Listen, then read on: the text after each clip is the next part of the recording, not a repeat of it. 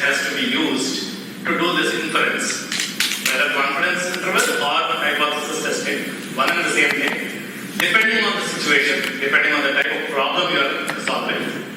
There are different tests that we use, and so we will look at some common tests that we encounter. So let's get started with the mistakes that we can make in our hypothesis testing. There are two types of errors. We have seen in our confusion matrix. We make good decisions, we make bad decisions. False positives and false negatives are two types of mistakes we make. Now we will give them some new names. They are the same false positives, false negatives. It's just that we don't know the reality. We call them type 1 error and type 2 error. We never know the reality. So we will never be able to quantify how many false positives have I made, how many false negatives have I made mistakes and all those things. We cannot quantify because we will never know about the population. If we know about the population, we don't have to do any inference. So we are just taking sample, making inferences about population. We have to assign what is the probability of making a mistake. So there it slightly differs from our confusion matrix. In confusion matrix, we classify and then we check the reality. The reality is already known. How many people really had a heart attack? How many people did not have a heart attack? We know that. We compare that with the prediction model. Prediction model said these people would not have heart attack, they had heart attack. So false negatives. So like that, there we can check with the reality.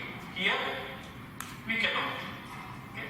So but still, those are the same types of errors. So I will relate it to those false positives, false negatives. Two types of errors called type 1 error and type 2 error.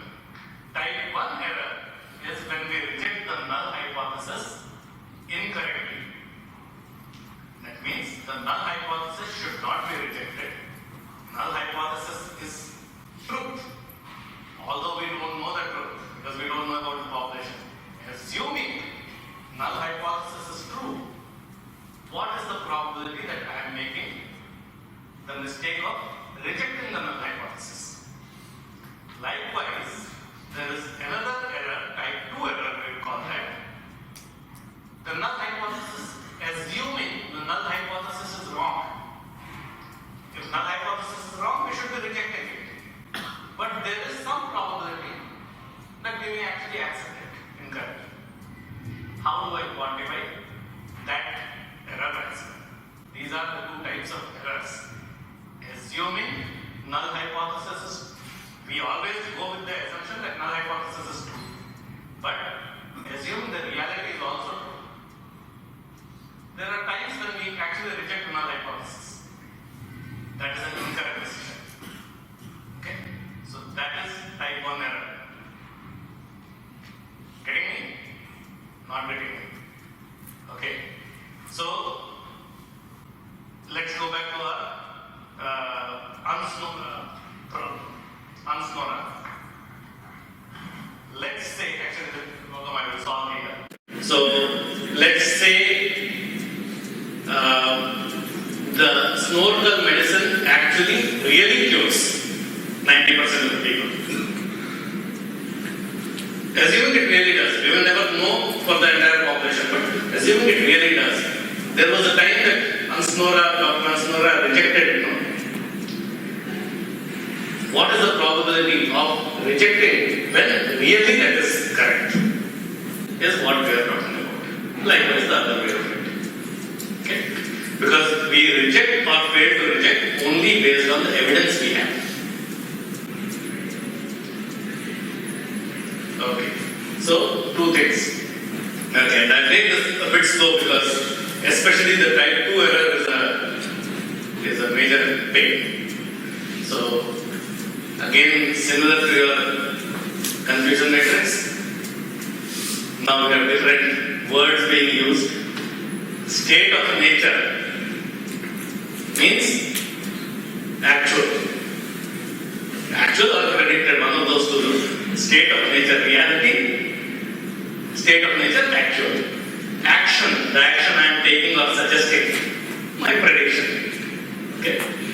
In hypothesis testing, I take only two actions. Only two actions. Either I reject the null hypothesis or I fail to reject. I can't do anything else. I can do only one of those two. Either I reject the null hypothesis or I don't reject the null hypothesis. Okay? Now the part of the confusion. Rejecting the null hypothesis is a positive decision. Our goal is normally to see if the evidence is strong enough to reject the null hypothesis. So, goal in any hypothesis testing is to reject the null hypothesis. The null hypothesis is our default situation. Snorkel medicine doesn't treat anybody. It's my right now because it's not treating anybody. I don't know anything about it. My default, most of the time, it's not treating. Now the evidence, well, it is treating. It is rejecting this null hypothesis. So I have to be looking for that strong evidence to reject the null hypothesis. So goal in a hypothesis testing always is to reject the null hypothesis. So it is a positive decision. Okay. So failing to reject the null hypothesis becomes my negative decision. Okay. And at this point, I will stop being politically correct. If you have to be politically correct in statistics, you have to say fail to reject. You don't say accept. See, the opposite of reject is accept. But we don't accept. We fail to reject. Because we just don't accept means that is the truth. But we never know the truth in statistics. We, based on the evidence, we either say evidence is strong enough to reject the null hypothesis or not strong enough, so I cannot reject the null hypothesis. But as it is too much of confusion, so we will loosely start using the word accept it. Reject, accept. Easy to understand. Okay? So acceptance is negative. But keep in mind, acceptance is negative. Accepting the null hypothesis is a negative result. Rejecting the null hypothesis is positive. Okay, so positive, negative, clarity. Now, what are the correct decisions? If the reality, by the way, I keep repeating, reality we will never know. But if the reality is that null hypothesis is true, and I accept the null hypothesis, it's a correct decision. If in reality, snorkel medicine really treats 90% of the people, and I accept it, yes, it is treating, that's a correct decision. If in reality, that reality I will never know, but if in reality, the snorkel is medicine does not treat 90% of the people, and I reject the null hypothesis that it treats 90% of the people, that's also a correct decision. In the reality, it doesn't treat. If in the reality, it doesn't treat, and I correctly point out that it doesn't treat 90%, that's also a correct decision. I will talk about the other parts of this year later, but that's that. So these two are correct decisions. Obviously, those two are wrong decisions. One of them is a type 1 error, one of them is a type 2 error. Now, what is type 1 error? Type 1 error is the probability of rejecting the null hypothesis when null hypothesis in reality is true. That's what we defined last time. We reject the null hypothesis incorrectly. So, null hypothesis is true, but I am rejecting it because my evidence fell in that zone. So, rejection is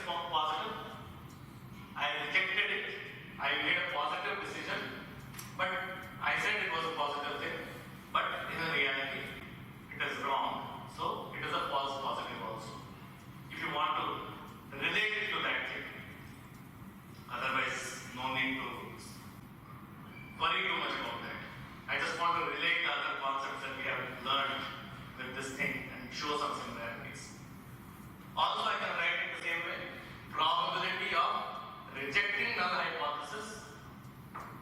So I am rejecting null hypothesis given null hypothesis is true. So it's my conditional probabilities. Okay, same things. Sometimes people don't even point this out, but really we are actually doing conditional probabilities here. Okay. So probability of rejecting null hypothesis given null hypothesis is true. And this time, like I said, whenever from the point I started teaching normal distribution, anything that I talk about, I try to visualize. If any concept you want to visualize from starting of normal distribution, you just visualize the bell curve. That's not difficult. Visualizing a bell on the x-axis, not difficult. So visualize that and start seeing what is where. We were rejecting null hypothesis when the sample was too far away in that 5%. If it was a 5% significance level, it was in the 5% zone. Okay? In the remaining 95% was acceptable variation. So just when I talk about rejection, etc., just visualize. What am I saying? I am rejecting null hypothesis. When null hypothesis is true, that means my sample is falling in this 5% zone. Ideally, it should have fallen in that 95% zone. That is the mistake. I will repeat it quite a few times, so don't worry. Start seeing some parts of the picture that I am trying to visualize and it will come soon. Type 2 error is accepting null hypothesis. My action is fail to reject or accept. Accepting null hypothesis when null hypothesis is actually false. Probability of accepting null hypothesis given null hypothesis is wrong. So I have accepted, which is a negative decision, negative action, but it's a false thing, false negative also. Okay. So this is what type 1, type 2 errors are. Type 1 error, we will never ever remember the sentences like that. Visualize. Type 1 error, rejecting null hypothesis. Since it's an error, I am rejecting it. I should not be rejecting it. So, and where does the rejection happen? It's in the small ends of the tail. Okay. I am rejecting null hypothesis when I should not. Type 2 error, I am accepting null hypothesis when null hypothesis really should be rejected. That means the sample should really be falling this side, but I am accepting it. Okay. I'll actually draw, so don't worry about it. I'm just, my hands are waving right now. Okay, one of them is very easy. Type 1 error is extremely easy because you decide. The alpha value you decide. This alpha is the same as the significance level. This is the same alpha. Type 1 error is equal to alpha. So you are deciding your problem. You don't have to calculate anything. If you want a 10% significance level, there is a probability of 10% of rejecting the null hypothesis. But null hypothesis, what if it is really true? So now I will show it in this way. So let's say the reality is that null hypothesis is true. If null hypothesis is true, this is my null hypothesis. If it is true, whatever the data might be, all the variation I should accept it. Because null hypothesis is true. But this is the probability, this is the region where I will be rejecting the null hypothesis. So for these many 5% of the samples, if this is 5%, 5% of the samples are here. So 5% of the time, I will be rejecting the null hypothesis. But null hypothesis in the reality is true. So how much time am I making a wrong decision? 5% of the time. Great. If I had selected 10%, 10% of the samples, when the sample falls here, I will be rejecting the null hypothesis because it's too far away from my thing. I draw the cutoff and I say any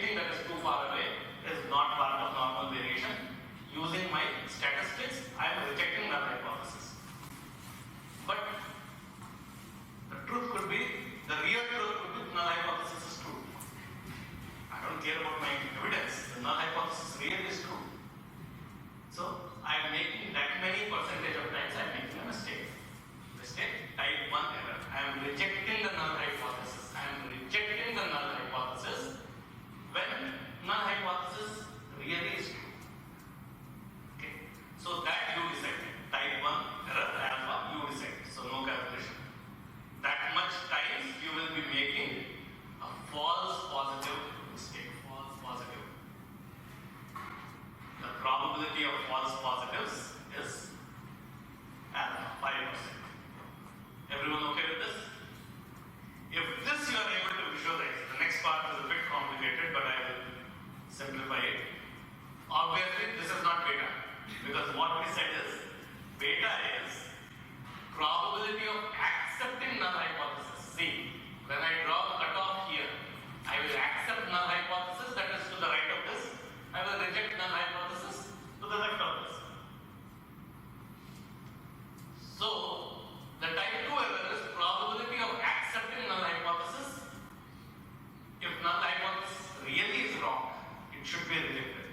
So, you can't say this is the total area where I am accepting, so 95% is the beta. You can't say that.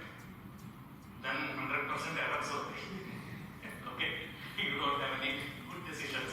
Where is this true positive, the true negative, and true positive? That also should be there. So there is a bit more complication in understanding beta. And if you read textbooks, etc., you are going to get so thoroughly confused, you can't even explain how thoroughly.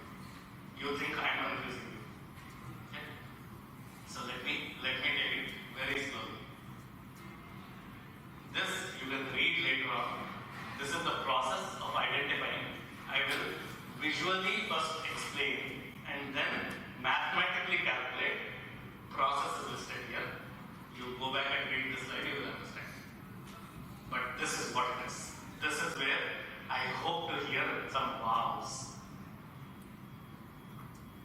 Now, the null hypothesis for the Ansmora problem.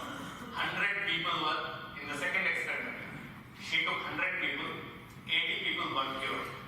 Our null hypothesis, 90%, more than 90% get cured. Okay. So first, I am drawing the distribution for my null hypothesis. How do I draw that? I have a distribution, binomial distribution of 100, 0.9. Binomial NP. 100 is the n, 0.9 is the probability of success. I can approximate it to normal, which is what I am doing. So normal, what would that be? NB. So mean, normal requires mean and variance. The parameters that a normal distribution requires are mean and variance. So what is mean? Mean for a binomial is NP. 100 times 0.9, 90. 90 is the mean. Okay. What is the variance? NPQ. 100 times 0.9 times 0.1. Q is 0.1, no? P is 0.9, Q is 0.1. So 100 times 0.9 times 0.1, 9. Variance is 9. If variance is 9, what is standard deviation? 3. Square root of 9 is 3. Why I am saying that is, if I have to visualize my bell, it is not just any bell. A bell has a mean and a variance. The limits are at about 3 sigmas. 99.7% of the data. So, whenever I visualize the bell curve, I visualize the central point, what is the value for that, and I visualize the 3 sigma limits. What are those values? That gives me a good visual picture of that thing. That's what I do. So, mean is 90, 100 times 0.9. Standard deviation 3. So, 3 sigma is 9. 90 minus 9 about 81. 90 plus 9 about 99. So, the normal distribution should be somewhere like that. Even if it is not exactly what it is, the visual is a good fair representation of what that distribution is. Null hypothesis is. Okay?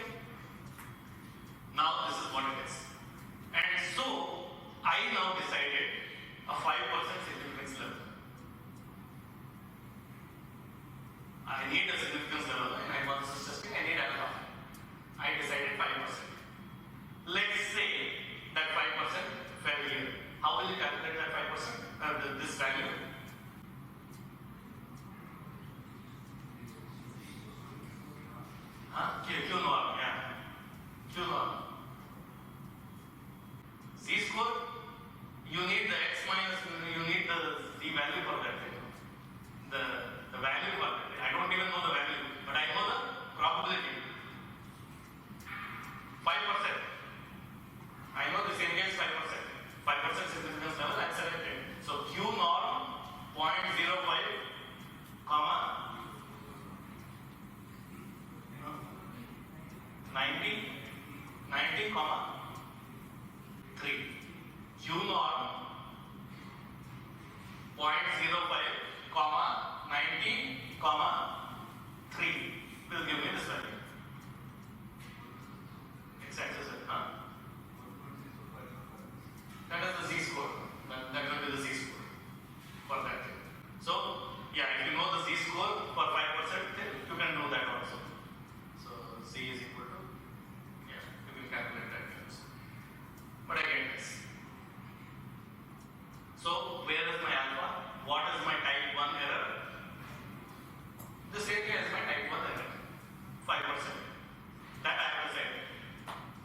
Okay. Now, for understanding beta, now I'll take it very, very slowly here. What is beta? Accepting null hypothesis. So visualize it. Accept, reject, you will forget. So first one, alpha, rejecting null hypothesis. When do I reject? I always reject in that small area. It could be in the left tail, it could be on the right tail, it could be on both tails, but I reject in those small areas.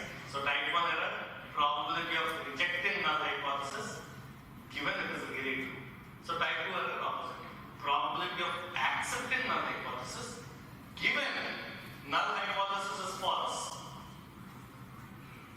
Now, to understand data, if null hypothesis is false, what should we do? Alternate hypothesis has to be true. Okay? So, null hypothesis is wrong. So, this pink curve is not true. Truth. Now, the pink curve is not the truth. Alternate hypothesis is the truth. But, remember, this has been written in stone. I will accept that 90% people are getting cured if more than 85 get cured. I will reject the null hypothesis that 90% are getting cured if less than 85 get cured. This line is drawn in stone. That doesn't change. That doesn't change. My decision making is with respect to this line only. But now, what we are changing is the truth. The real truth. Initially, to get this error, I said the real truth is null hypothesis is true. Probability of rejecting it. I am rejecting only to the left of this. If null hypothesis is true, this is the area left. Now, to get the other one, now the truth, the absolute truth has changed. Null hypothesis is not true. What if null hypothesis is really wrong? That means alternate hypothesis is true. I need a curve for that alternate hypothesis. How do I draw that curve? I have to now base it on the evidence that I have. In the evidence, 80% people got cured. Out of 100 people, 80 got cured. So now, I have to give null hypothesis P is equal to 0.9 we were giving. That equal to is very important in hypothesis testing. So, if null hypothesis is wrong, alternate hypothesis is true. But alternate hypothesis is P was less than 0.9. But that is only to do my hypothesis testing. Now I know the truth itself is the alternate hypothesis. That means I need to have an equal to sign for that. What equal to sign will I take? I will take it based on the evidence I have. The evidence shows 80% people got cured. So I will say P is equal to 0.8.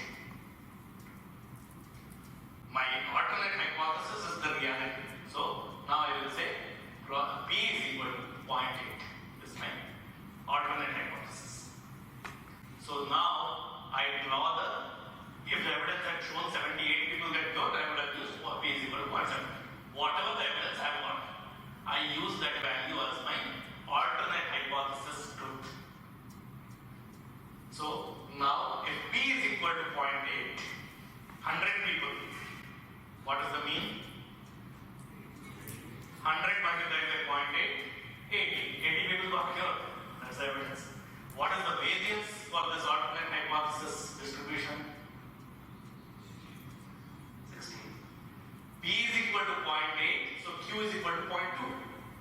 NPQ, 100 multiplied by 0.8, 80, multiplied by 0.2, 16. If variance is 16, what is standard deviation? 4. If standard deviation is 4, the limits of my normal distribution curve, 3 sigma naught, 12 plus minus 12, 4 to 3 are 12. So 80 minus 12 about 68 or something. 80 plus 12 about 92 or something here. Okay. So this is again a fair representation of my alternate hypothesis.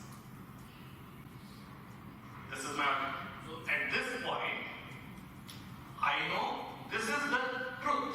That means the spin curve doesn't exist for this purpose. Spin curve doesn't exist because null hypothesis was false. So this reality is not true. This is the reality. But I am still interested in accepting or rejecting the null hypothesis that 90% people are getting cured. This line is still drawn on stone. Now that alternate hypothesis is correct, null hypothesis is wrong in the reality, alternate hypothesis is correct, what is the probability that I will accept null hypothesis? That's a mistake I made. Null hypothesis is wrong, which means alternate hypothesis is correct. Given alternate hypothesis is correct, what is the probability that I will accept null hypothesis? Accepting null hypothesis happens only to the right of this line. So, this area under the curve, because that doesn't exist. This area under the curve is my type 2 error. Probability of accepting null hypothesis given alternate hypothesis is correct.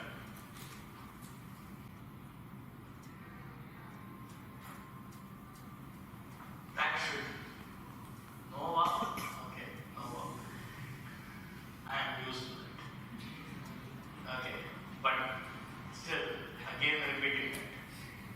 So this is alpha and that is my beta. By the way, before I slightly repeat it again, so what is the probability of rejecting null hypothesis if null hypothesis really is wrong? The true positive. What is the probability of rejecting null hypothesis given null hypothesis is false? 50%. Here, just look at this. Give me answers only with these things here. 50% is a lot of error, or only not good correct prediction. 50% only I will be correct. True positive.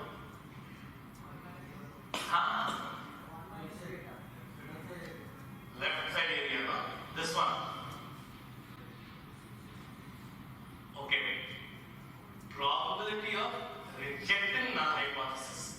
Take everything, whatever we have learned in statistics, take piece by piece. Probability of rejecting null hypothesis. When do I reject null hypothesis? To the left of this. To the left of this line. Okay? Anything to the left. If 60% people get cured, we will reject it.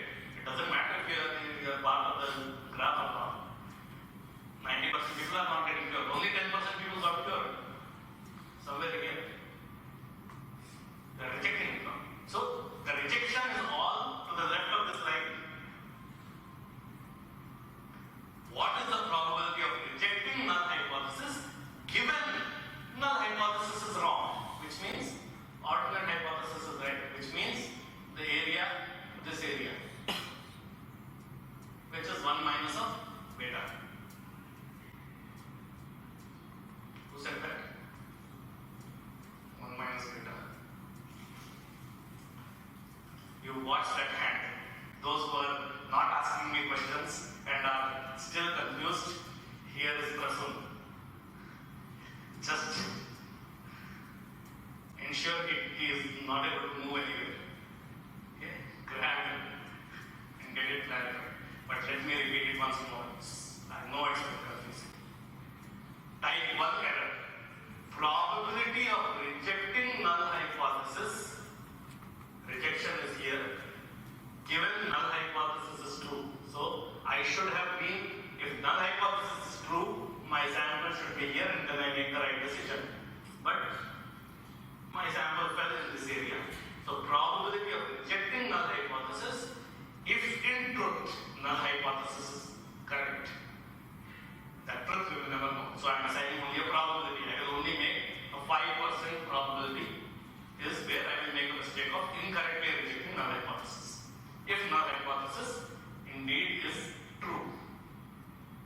Beta is probability of accepting. This is to the right. Probability of accepting null hypothesis given null hypothesis actually is wrong, so alternate hypothesis is true. So this is the truth. What is the probability that I will accept? I will accept anything more than this. I will accept that 90% people getting cured. But 90% is wrong in the reality. If that is wrong, that thing we will never know. So we are assigning a probability that if indeed in truth 90% is wrong, how much percent of the time will I still accept that 90% is correct? That 90% correct acceptance is to the right of this. So this is the amount of time that I will accept that 90% people are getting cured, when in fact, that fact we never know, when in fact 90% are not getting cured. Beyond this 85, I am always saying 90% are getting cured.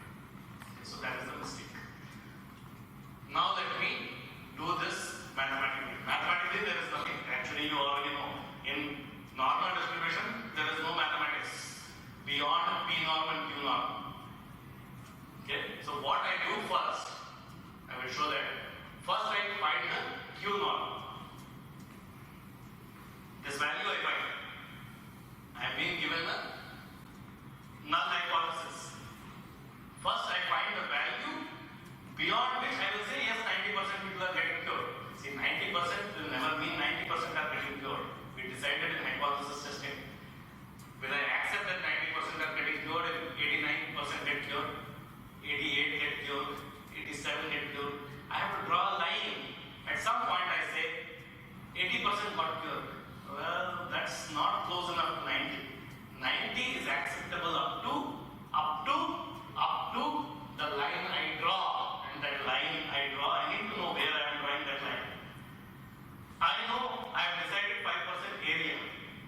I have decided probability. Getting this point is my Q naught. I use my Q naught and I get that value. Now I am saying I will accept anything more than 85. We will see the exact value. I think it is 85.08 or something. But anything more than 85, I am accepting as 90%. Now, if this is my new distribution, what is the probability here? Now I am asking for probability. I know my x-axis value. What do I use? 1 minus P naught. Yes. P naught. 1 minus P naught. 1 minus P naught. P naught of what? This value. This is the value I am interested in. Comma 80 mean, comma 4. Of course, because we went from discrete to continuous, that continuity correction factor, we have actually already solved that part in last class. But continuity correction factor of 0.5 divided by n has to come in. By the way, continuity correction factor, as the numbers, as n starts getting very large, that doesn't change the situation a whole lot. So for large data points, whether we use continuity correction or not, may not make a big difference, but smaller data sets it makes a huge difference. So let's now solve that. What we have really done to solve this is first use the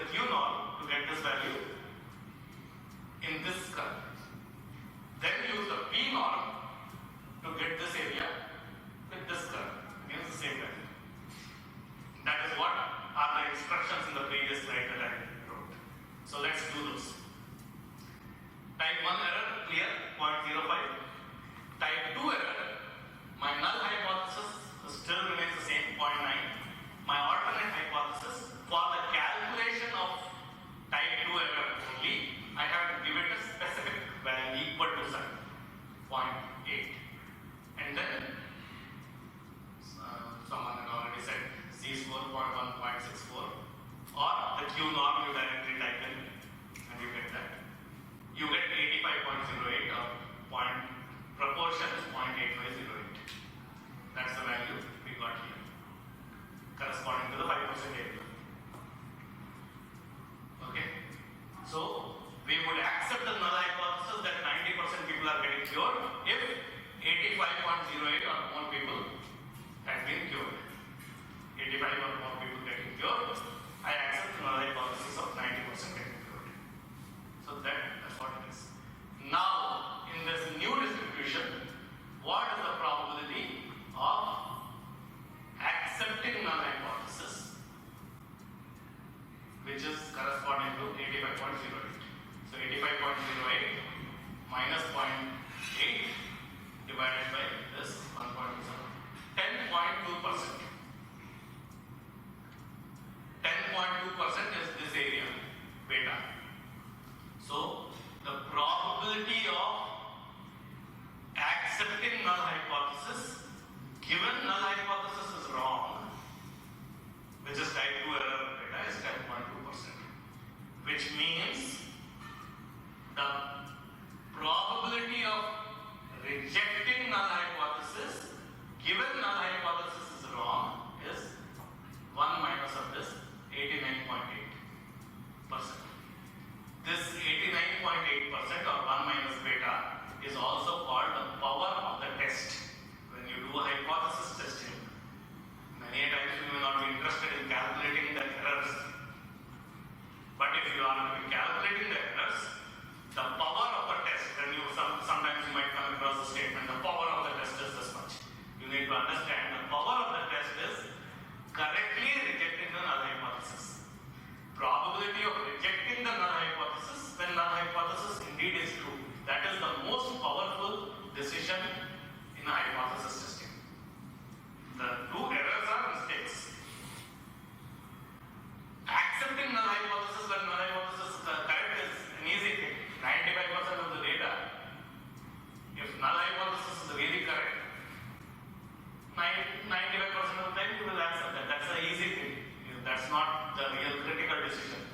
Critical decision is rejecting null hypothesis when null hypothesis indeed is false. So that is why it is called the power of a test. Power of that. And so in this case, for Dr. Ansnora's example, the power of this test is 89.8%. That means 89.8% is the probability of correctly rejecting null hypothesis. Your decision is rejection. When 80% people got cured, because the value fell to the left of this 85, you have rejected the null hypothesis. That decision doesn't change. You have rejected, but you are being a bit humble and you are saying, well, there is some possibility that I could have made a mistake. That probability is, there is 10.2% probability that I may be making a mistake in rejecting when it is indeed true. Or actually for the 5%. 5% probability that I am rejecting when it is indeed true. Likewise, when you accept it, you say, well, I have accepted it. But you can say, well, there is 10.2% probability that I may be accepting it incorrectly. If the truth indeed is different, but truth is different. We make decisions based on evidence. The courts pass judgments based on evidence. We don't know if the prisoner is, I will talk about the prisoner part as a fun thing next couple of slides, but the prisoner is really guilty or not. I don't know that. I make decisions based on the evidence. So that is all we are talking about. Yes. So what in the case of two-ended hypothesis, double-tailed kind of thing? For example, mean of weights of apples is 80, for example. 80. Yeah. So what will happen? There is a question. Now here, I have an alternate hypothesis where this is the thing. But if my null hypothesis originally was equal to, and then my alternate hypothesis is not less than 90%. Alternate hypothesis is less than or